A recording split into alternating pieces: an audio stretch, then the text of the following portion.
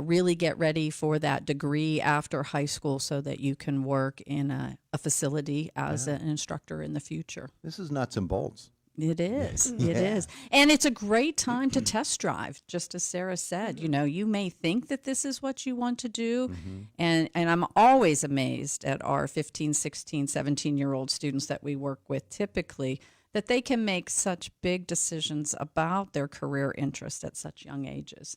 But we have to remember they are young and they can change their mind. So having those experiences, allowing them to test drive these career paths is so important because it really can confirm one way or the other what they should be doing. And maybe even change course, take a different road as you did. Yeah. Yeah. So you're in your first cohort of students right now, but you're recruiting for the next year, right? Yes, we are. We just recently had a shadow day, and we were so happy because we had 31 students that wanted to come and spend the day with us, which they did both in our morning and afternoon sessions. And it seemed like we had some really strong interest. We're continuing our shadowing this week and next week, so we have some students coming to see us today as well. So Marianne and I are hopeful that we will have a nice group of students that join us for next year. Yeah. Of course, when you have a course such as this, it is tailor-made really for working with the universities, and you're doing that with IUP and with St. Francis, I understand? Right. IUP, St. Francis, and WCCC. Yeah, it's a big part of what you're doing. Yeah, I mean, it's a big learning curve, but I am enjoying figuring out this process. And I just I like the fact that I can help these kiddos have a plan when they graduate. And, if Marianne and we've talked about this, if our legacy is we helped more people get into the teaching profession, then I think we did okay. Yeah. So how many students in the first group? Right now we have 11. You have 11.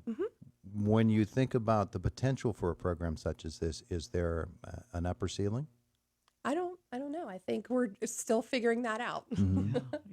Yeah. We could go a lot higher, but give Marianne and Sarah credit because those 11 students, we actually started out with probably a few more, and then some decided, no, maybe I don't want to do this. But we kicked this off after our tour and shadow season last year. So those were just kind of, counselors at the sending school. I made visits to the sending school, interviewing particular students, explaining the program. So there was a lot of individual type presentation going on about the program. We really didn't have anything to show them at the end of last school year. So it was all just us explaining it. And because of their interest in becoming a teacher, that's what drew them to the program. So, what's really interesting is in the last 15 to 20 years, we've been hearing constantly about the shortage of teachers. Yes. And that might be the case, maybe not as much regionally as in other areas, but everybody's always looking for teachers. And they have to be able to actually get into the classroom and fairly quickly. Yeah, and location. I mean, we're right in IUP's backyard. Right by the Indiana State Teachers College here. So let's just take advantage of that location, right? Sure. Yeah, so absolutely. I mean, all of our programs need to have that high priority.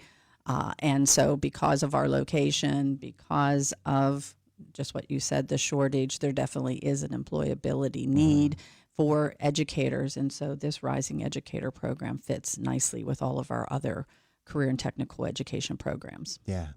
It really sounds like it's a fascinating program, and it'll be interesting how it evolves. Because, this is the first year of a program. It's not going to stay the same. You're going to say, okay, this works a little bit better than that works. This might be something else that we can incorporate that we maybe hadn't considered or hadn't thought we had the capacity to do, but now we see that we can. It's going to be fascinating to watch it unfold, and you're right there. Yeah, I've enjoyed it. And what's neat about Marianne and I is, we've worked together a long time. So, to have someone that you've already shared many experiences with as family and consumer science teachers at Indiana, now we're figuring this out together. So I really am glad that I have her as my partner in this whole situation. So you and Marianne were both teaching the same subject matter. She was at the junior high teaching family and consumer science, and I was teaching family and consumer science at the high school. But we both had experience with running the preschool program for Indiana. So when this opportunity opened up, they came to me and they said, do you have anyone in mind that would be a good sidekick for you to run this program? And I definitely wanted her. And so I twisted her arm a little bit, and she agreed. So I think we make a great team, and every day we are learning together, figuring it out, and we enjoy the challenge, and we have a great group of students, so we're enjoying working with them as well. It's been a really positive experience, and we've had a lot of support from ICTC, and that's been greatly appreciated as well. Terrific stuff. And the best part is that now they're in that orientation process. They came and they presented during our tours. They're taking shadow students in. It's a very high number of shadow students. So I just see that this program is going to grow and be more solid even for next year. They've had a solid start, so they're just continuing the process of growing it. You know what? We talked the whole way through the segment, and you have something over there from culinary. Don't think I didn't notice. Is your tummy starting to grumble a little bit? I noticed. I noticed. What you got there? Yeah, so it is the first day of Lent Ash Wednesday today. Yes, it is Ash Wednesday, and so we have a little king cake for you, and so maybe there'll be a little baby inside. So hopefully you cut the piece that has the baby, so that you have good luck for all year. Is that what it takes? Huh? And